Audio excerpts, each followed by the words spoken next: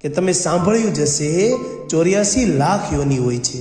દરેક પ્રાણી, દરેક જીવનું એક એક ડગલું આત્માની યાત્રાનો ભાગ હોય છે. પણ શું તમે વિચાર્યું છે કે આ 84 લાખ યોનિને પાર કરવામાં આ આત્માને કેટલો સમય લાગતો હશે?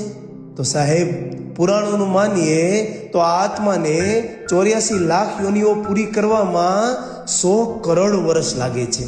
અને ત્યારબાદ મળે છે એક માનવ જીવન, એક એવું જીવન જેમાં આત્મા મોક્ષ તરફ જઈ શકે છે.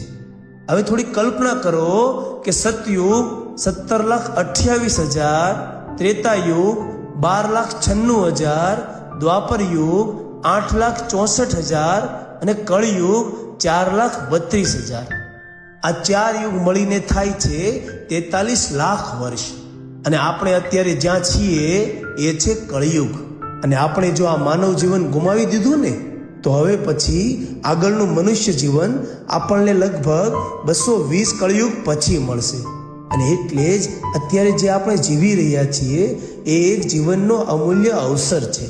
ધર્મને સમજવાનો, કર્મને સુધારવાનો અને મોક્ષ તરફ આગળ વધવાનો એક સારો એવો રસ્તો છે.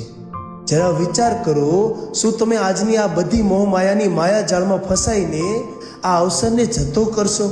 આવો અવસર હવે નહીં મળે.